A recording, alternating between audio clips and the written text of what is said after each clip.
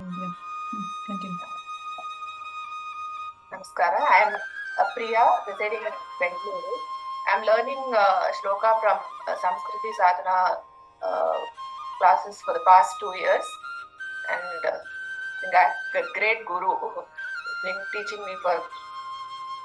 these many days. Today I am here to chant Narayana Dashakam 37. शुक्लाम्बरधरं विष्णुं शशिवर्णं चतुर्भुजं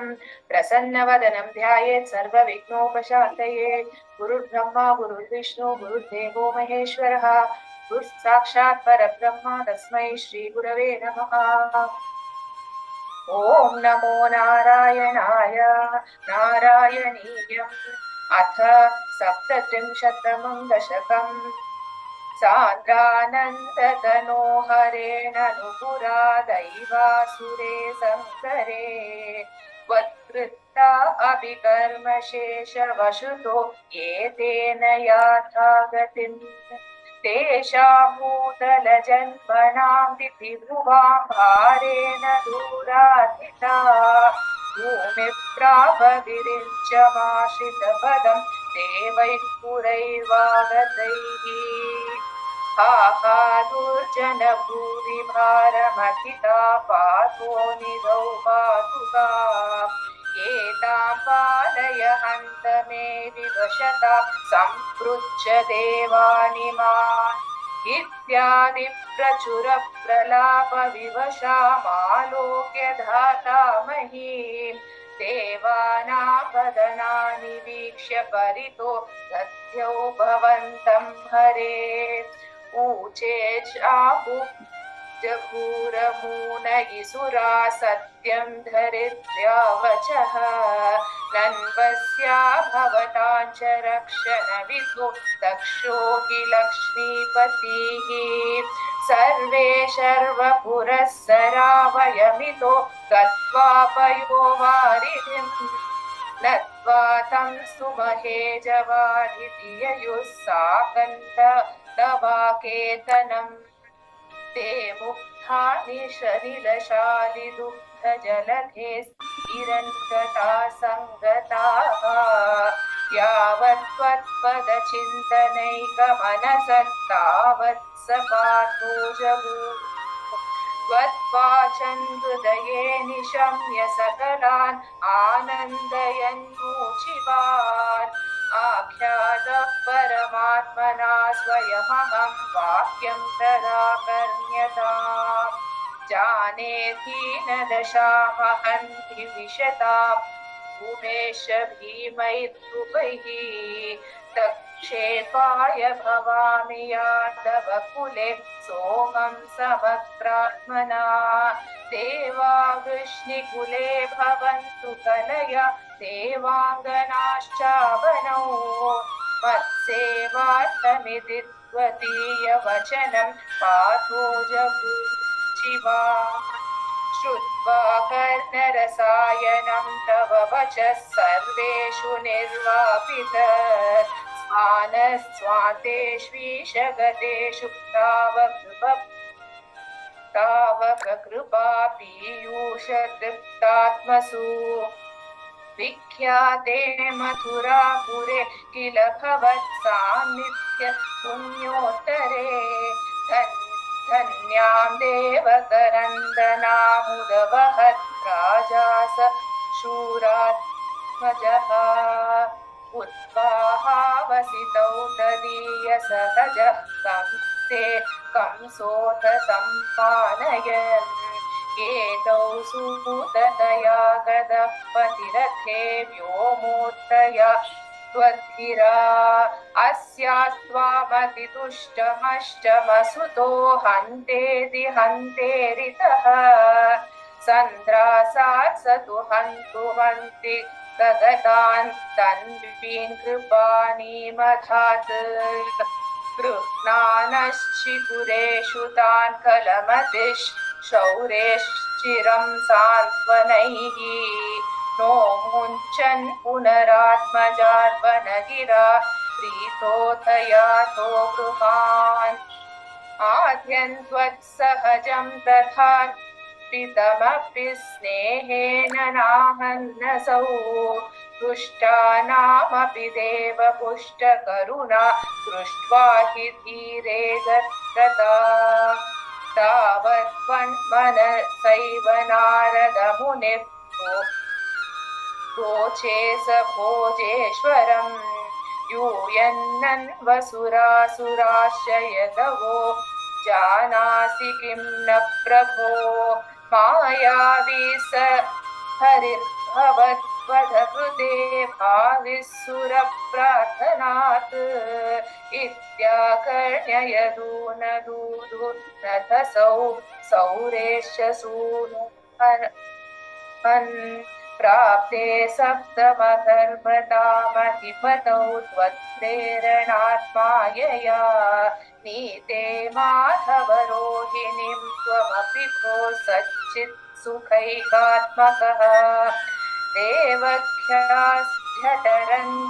विवेशित विभो संस्तूयमानासुरैः सत्वं कृष्ण विधूय रोगपटलीं भक्तिं परां देहि मे इति श्रीमन्नारायणीये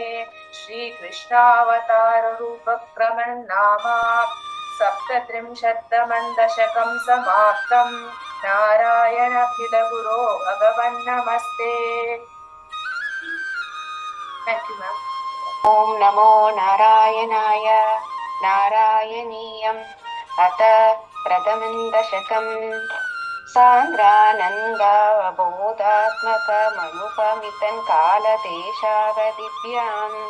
निर्मुक्तं नित्यमुक्तं निगमशतसहस्रेण निर्भास्यमानम् अस्पष्टं दुष्टमात्रे पुनरुरुपुरुषात् सार्थकं ब्रह्मतत्त्वम् तत्तावाद्भाति साक्षात् कुरु पवनपुरे हन्त भाग्यञ्जननाम् एवं दुर्लभ्य वस्तुनपि सुलभतया हस्तलब्धे यदन्यात् तन्वा वाचा धिया वा भजति बत जनाः क्षुद्रतैर्वा स्फुटेयम् एते तावद्वयं स्तुतितरतर मानसा विश्वपीडापहत्यै निशेषात्मा न मेना गुरुपवनपुराधीशमेवाश्रयामः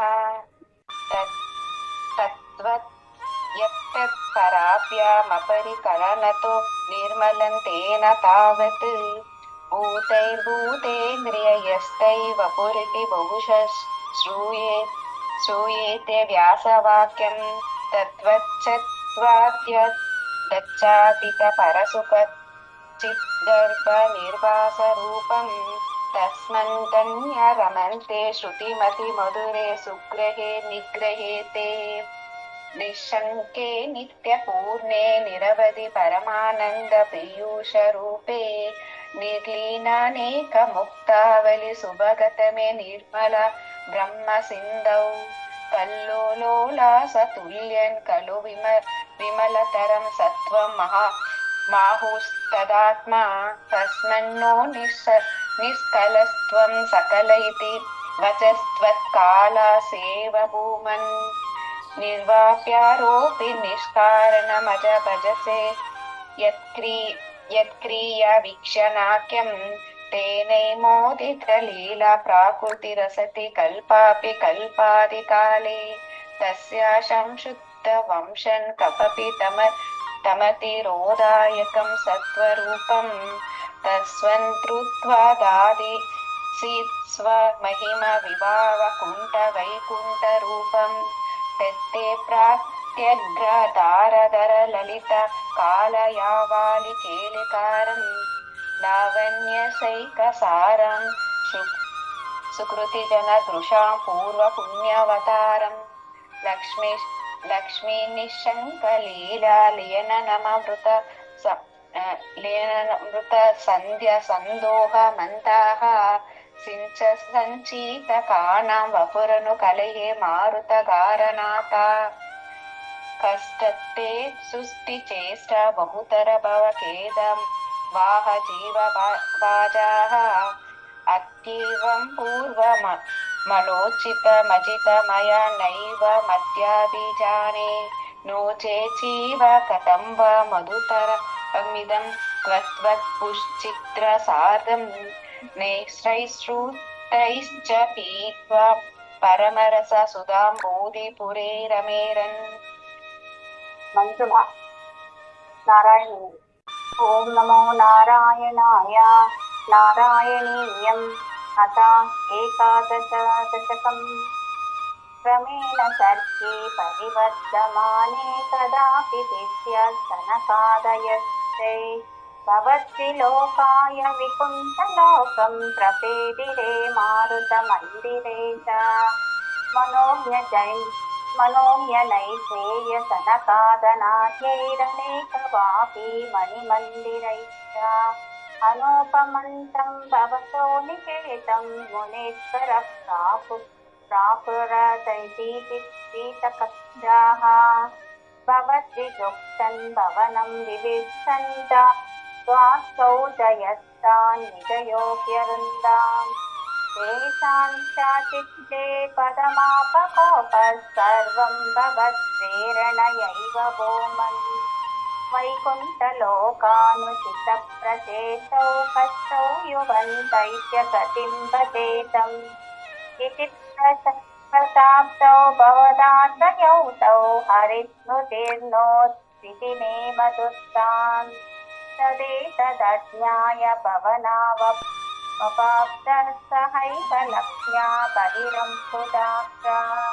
తదేశరాం స్థాపితచారుబాహు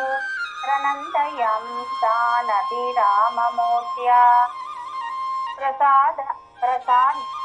ప్రసాద్య కీర్తి భువనో మునీంద్రానన్యనాథావత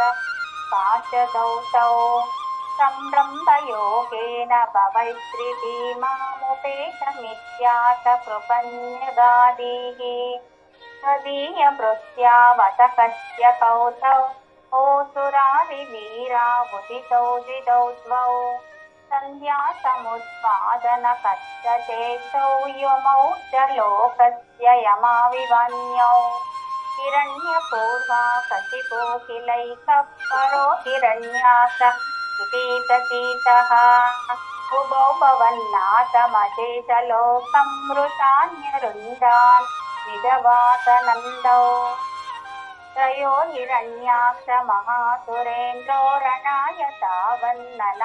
नवाप्तवैरी भवत्प्रियान् मां सलिले निमज्या चचार गर्भात् ददावान् ततो जलेशासदृशं भवन्तं निशम्य बभ्राम गवेशयं स्वाम् भक्तैकदृष्टश्च कृपानिधे त्वं निरुन्दिग्रोगान् मरुदालयेश इति श्रीमन्नारायणीये सनकादीनां वैकुण्ठदर्शनं नाम